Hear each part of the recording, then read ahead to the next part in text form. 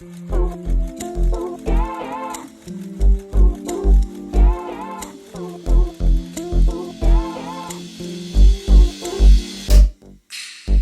to Tela Talk. I'm Rio of Riotaso. And I'm Hannah of TELAstory Collective. And we take you #behind the scenes for conversations about sustainable fashion in Southeast Asia from a maker's perspective.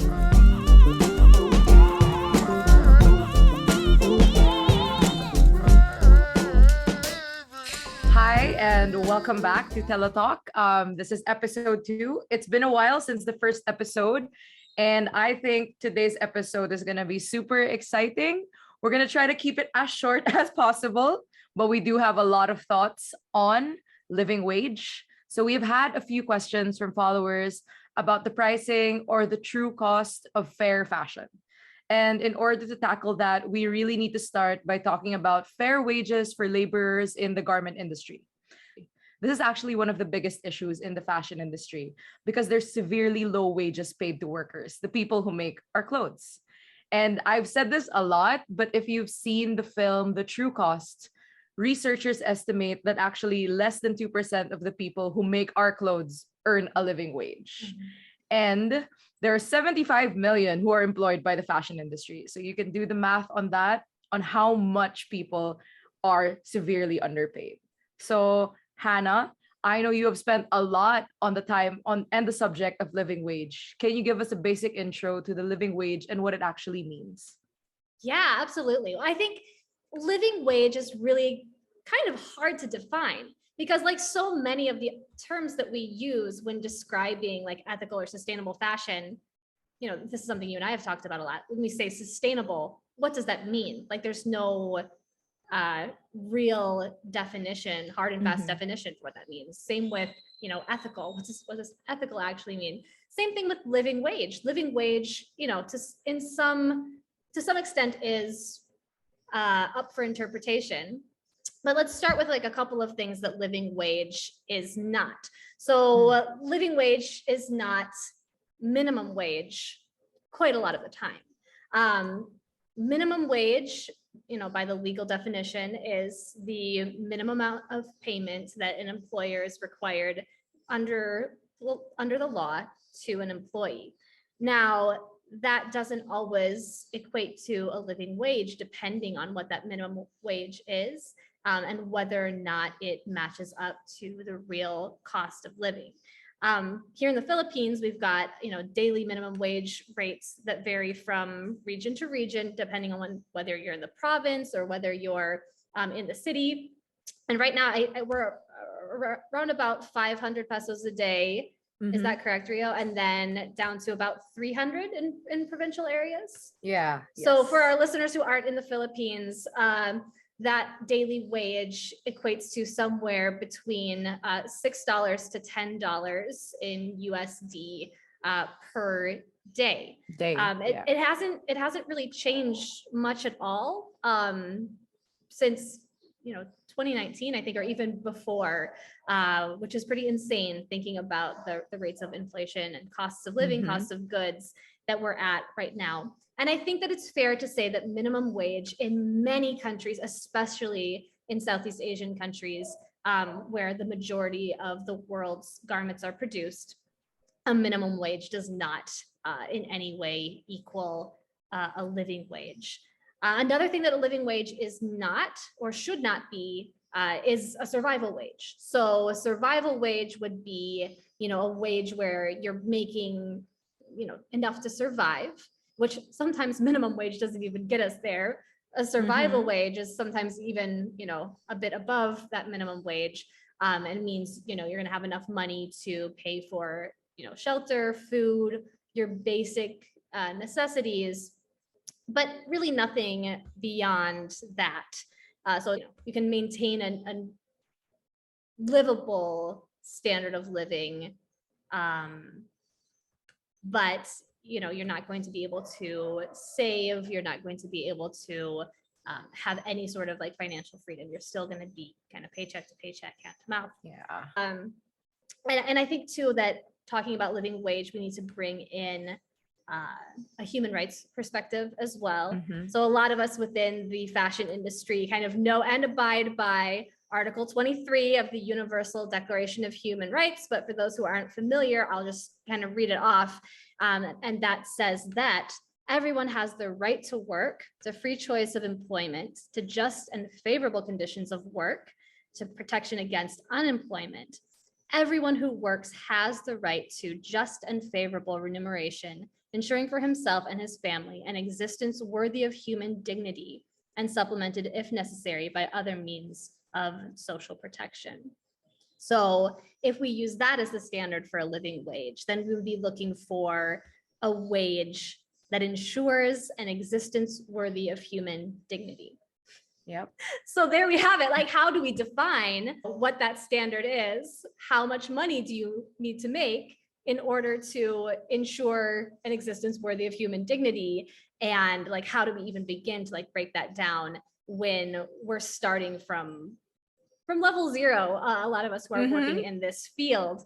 But Rio, you're a maker, and you kind of occupy a really interesting space of, you know, being both a designer who has, you know, access to more privilege than the average seamstress, you know, working in the Philippines, but you also literally do work as a seamstress. Like, you're the designer, but you're also, you know, a maker, and you sit at a sewing machine too and crank out garments. So how has that affected your, you know, perspective in all of this? I guess my question is, what quality of life do you wish that people understood that you deserve as a maker? And how does that translate in the way that you want to pay and work with your collaborators? Yeah, so it's different when you own a business, simply own one, but don't know how it works. But it's also different because I actually sit at the sewing machine, like you mentioned. So I know about the hard work that seamstresses put into each garment, because I work not only I work with them. That's the difference.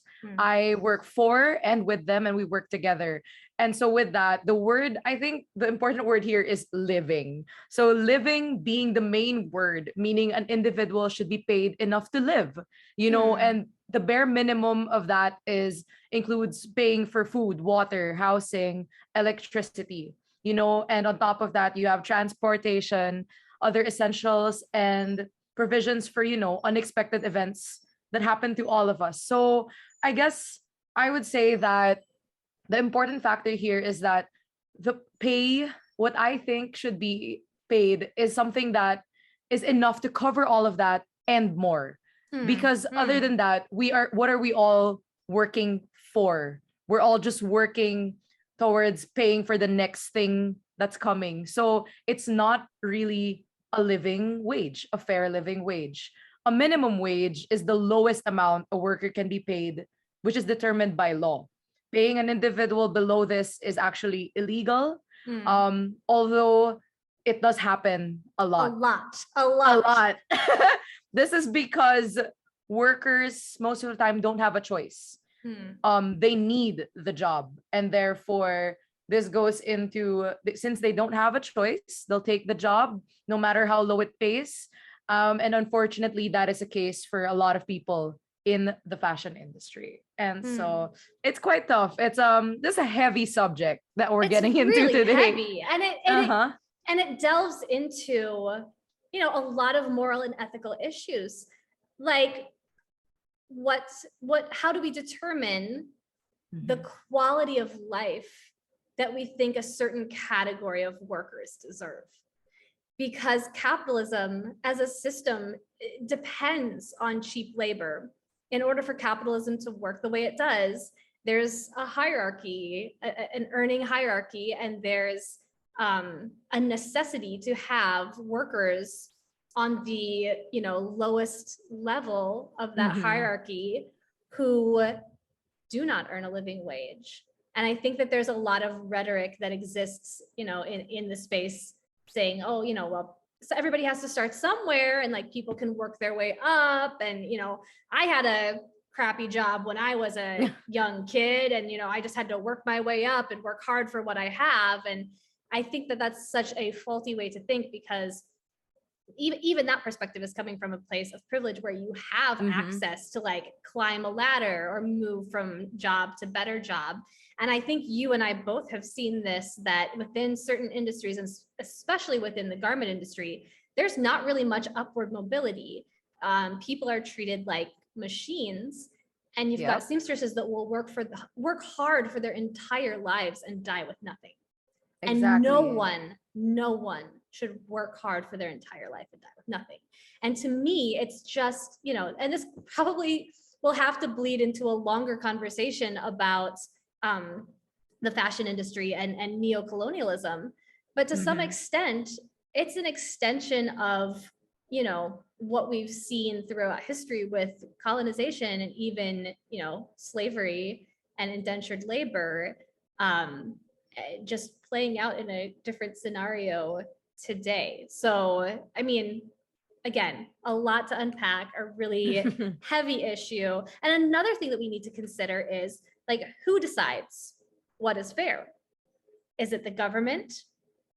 You know, and we know that a lot of governments don't do a super good job setting a realistic minimum wage based on cost of living. So then who is it? Is it the brands? Is it the, you know, the brands that do the retailing? Is it the owners of the factories? Whose responsibility is it to ensure a living wage? And I think sometimes in the sustainable fashion world, that could be a burden that's kind of placed on consumers as well. Like, oh, make sure that you're only buying ethical, make sure that you're buying things, you know, from companies that pay people fairly. So that burden lies on the consumer too, to try and decipher and figure out what a living wage is and whether a company is actually paying it, which is kind of stressful and often very hard to figure out. And I think in almost all cases, the person making the decision on what a fair wage is usually somebody, you know, kind of high up on the power and control chain, who really has no idea what real life is like for, you know, the majority of laborers. You know, case in point here in the Philippines, where minimum wage or living wage, something came out recently. If you know what I'm talking about, help me out here, where like 10K was listed as a livable wage for a Where did that number come from? $200 for a family to live in Metro Manila. Absolutely, I mean, unhinged from reality. Exactly. Sure. There's a lot of I don't know where this number came from, honestly. And if they actually wanted to do the research, then they should try themselves living on the amount that they just said, 10K, 10,000 pesos, $200. They should try. Absolutely. And I think that could be said too, for you know, anyone interested in, you know, sustainable fashion and living wages. I think that there's usually kind of a common assumption that people think that wages that are cheaper are okay in places like Asia because the cost of living is super, super cheap, right? Like I've had people say that to me, like, oh, it must be so great for you to be living in Asia. It must be so cheap over there. When in reality, I find that that's not really the case, especially depending on what standard of living, you know, you think is acceptable. And it's not really okay that salaries are so significantly lower when a lot of our costs of living, you know, depending on where you are in the world, are actually a lot closer to each other than people might think. But Rio, what are your thoughts? I guess, I mean, I grew up in the Philippines, and so I am aware of the cost of living here. Like, I do get that people say that it's cheaper to live here, but our transportation system isn't good. So, you know, it actually takes you longer. You have to actually figure out routes which cost more. They might be cheaper per ride, but the total amount that you have to spend to get to from one place to another is a lot more. You know, it's not as accessible to do things here.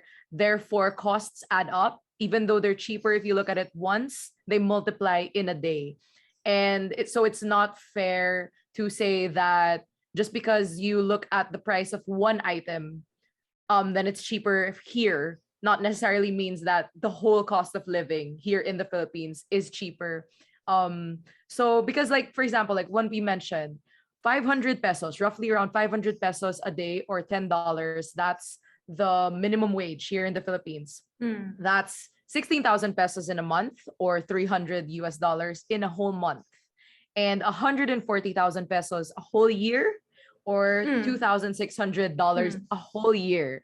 And I did my research in checking out different types of how you live here in the Philippines and how much electricity costs, water costs, and it's not enough. Like what I came up with is that for a family of four without rent, the expenses can go up to roughly the maximum would be like around 90,000 pesos in a month. That's living comfortably. So that's the goal ideally. That's a lot in a month because that's what we deserve. That's a comfortable wage. That's something that's a comfortable expenses of a family of four in a month. And if you go back to what I mentioned earlier, that's close to what people earn here in a year. And that's a lot. That's a huge difference. And that's for a minimum of working 8 hours a day, not thinking about the transportation and the difficulties of getting to places here in the Philippines, and keeping in mind that some companies don't even hire most of their employees full time. They do this kind of below the table, like kind of like we'll hire you for 6 months, fire you and rehire you, so you're never a permanent employee.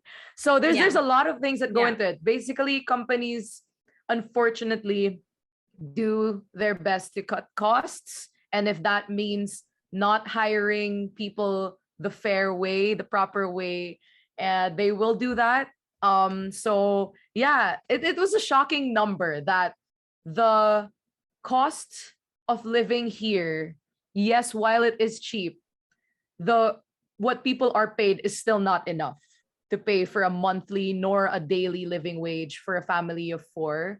And so it's quite tough. It's a lot to deal with. And I guess like even on top of that, come to think of it, since people are mostly not full-time employees, therefore they do not get the benefits. SSS, PhilHealth, all of the benefits that is their right. Workers have a right to these things. Paid leaves, sick leaves. And I don't know, companies here will do anything to cut all of these costs down to nothing. Yeah.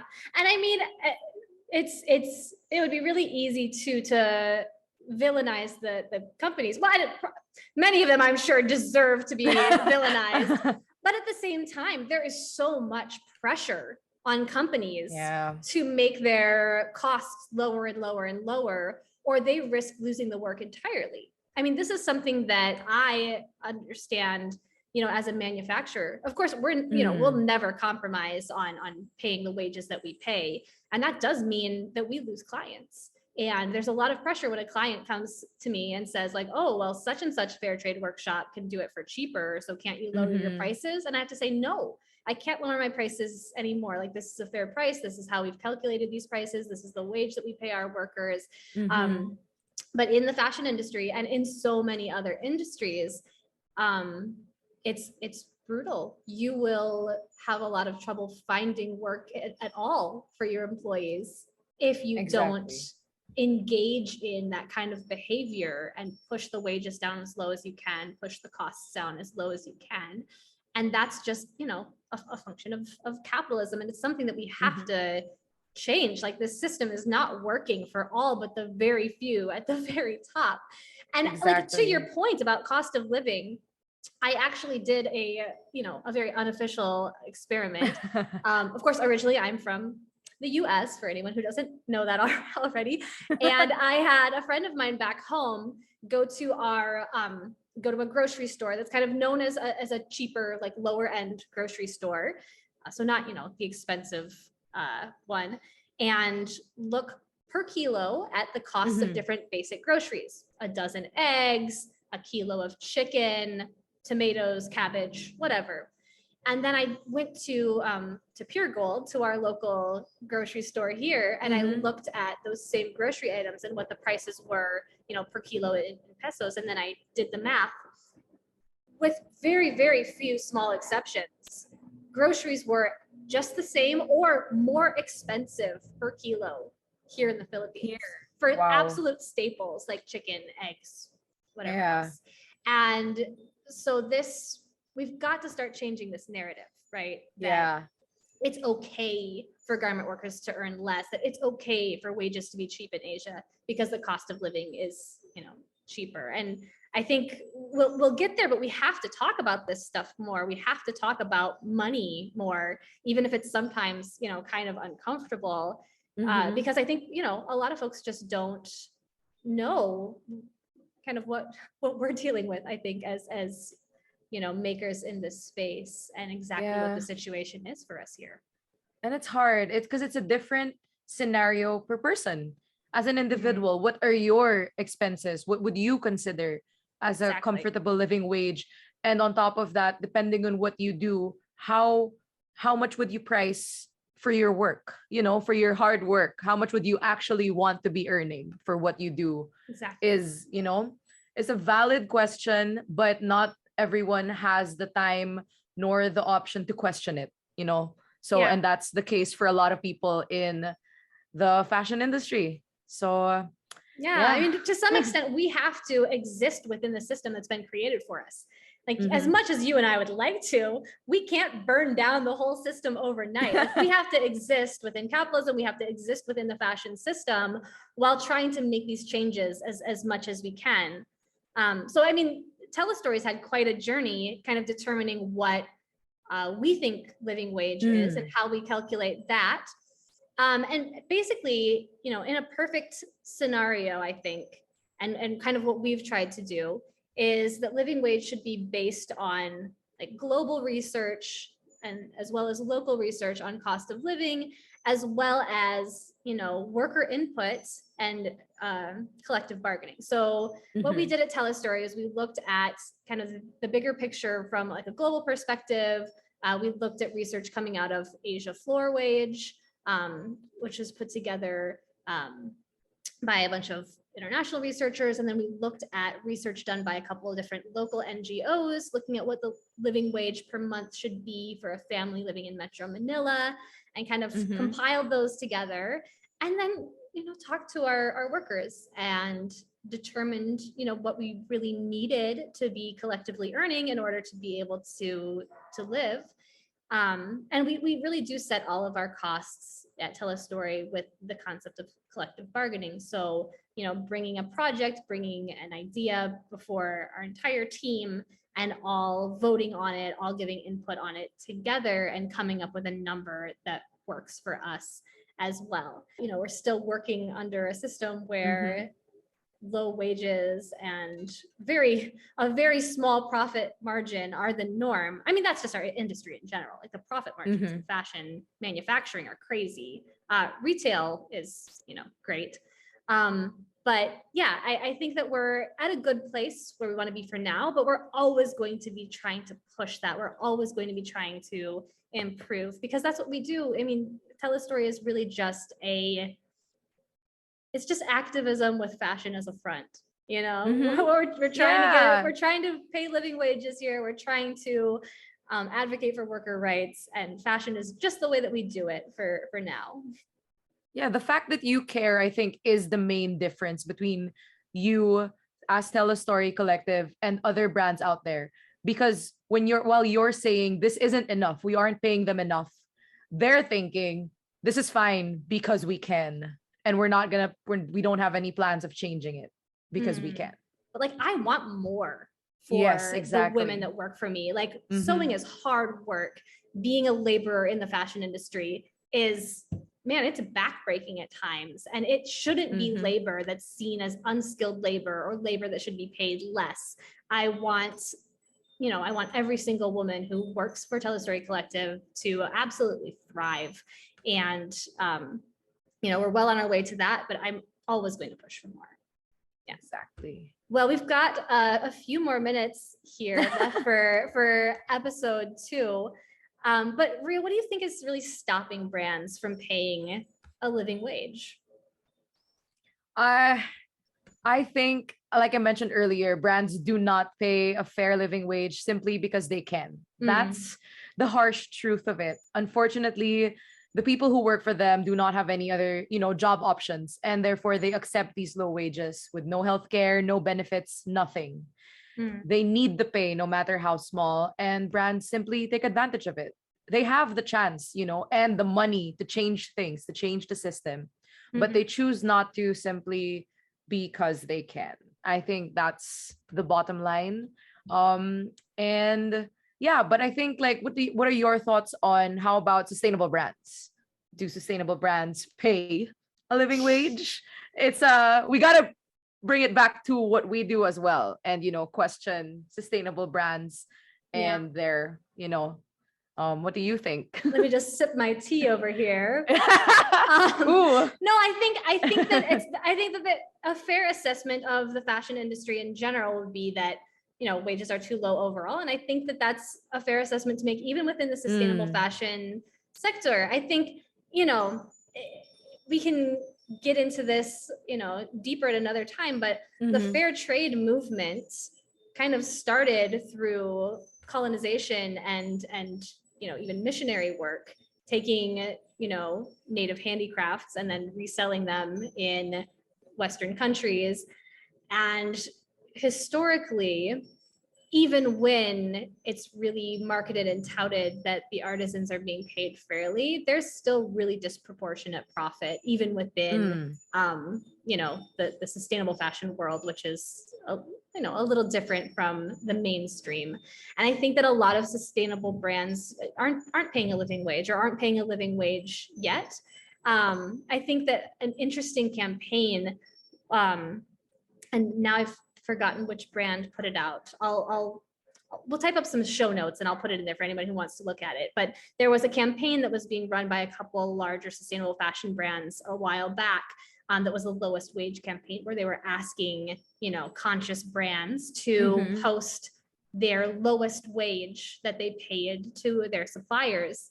And from what I've seen, it didn't really take off very much. Mhm. And you wonder why that is. I think a lot of brands aren't really comfortable sharing the wages that Mhm. they pay to their suppliers, because even they realize that there's some discrepancy there between the way that they're marketing the products as helping and empowering, and Mhm. the stagnation of wages, and folks not having upward mobility, or maybe not even being able to afford a decent quality of life. So there's a lot to be done in all of this. And it's a multifaceted approach that we have to take to change things. We have to, petition governments to set better Mhm. legal standards for worker wages and protection for minimum wages. So there's, lobbying that has to be done. We have Yep. to advocate, for retail brands to pay their suppliers fairly, pay their suppliers on time, for there to be a better division of profit and even of risk Mhm. between the Mhm. retailers and the producers. We have to, help educate workers themselves on knowing their rights and being able to stand up Yes. for, being paid a living wage. And as consumers, we have to question everything, ask Mhm. good questions as consumers, and really push for the standards that we want to see, and put our money where our mouths are as well, and really value our clothes enough and value the labor Yes. behind them enough to be okay with prices that are truly fair for a living wage. Which I think brings us to our burning question Burning question. for this week's. I feel like we should have like a little riff that comes on, like a little song that comes on there or something. But I think that a lot of folks are kind of disillusioned with the fashion world in general. And I think that Mhm. understandably, people are a little disillusioned with the sustainable fashion industry as well. It's kind of hard to swallow sometimes a $900 jacket that you Yep. see on Yep. and I think that we're all in this place of kind of wondering, okay, well, where's all the money really going? Who's getting paid what? If I shell out all of this cash, am I really making a difference? Or should I just, Mhm. go to the nearest fast fashion store, spend less, donate the rest? I mean, where do we land in all of this? Yep. So I think one thing I'd be really curious to learn about from our listeners and the supporters of TELAstory and Riotaso would be, are you willing to pay more for fashion if you know that it's really sustainably made and that workers are being paid fair wages? And what, if any, are kind of the pain points for you as a consumer when you're asked to maybe spend more or wait longer, or, you know, just have a little less instant gratification or a little bit more cost? What would make it worth it for you as a consumer to shift behavior in that way? So I will put up a post after this episode comes out where you guys can share your thoughts, and maybe we'll turn that into another episode as well, talking through everybody's thoughts on that. But I think feel like this has more. There's more to this topic than we might need a part 2. We might need a part 2. Send us your questions. Let us know what you think about what we've talked about today. And, you know, maybe we'll throw up a part 2 with more thoughts, because I really do feel, that we've just started to dive into all of this. Exactly. I just think that, you know, at the end of the day, we shouldn't be sacrificing someone's life for a t-shirt, you know, like and I don't know, personally, I like saving up for things. It makes it more, you know, I know that I paid someone what they're worth and I saved up for it. Therefore, I will take care of it and, you know, take care of it forever. So, and that's all about just placing value on the things that we care about. And fashion is a way to express ourselves. So, you know, what better than being able to express our values, the way we want to live through the way we dress. Yeah, so let us know. And we'll see you guys for episode 2, part 2, episode 3. Yeah. Thanks for tuning into TELAtalk. Find us online at Riotaso and at TELAstory Collective. Let us know what topics you'd like us to talk about next.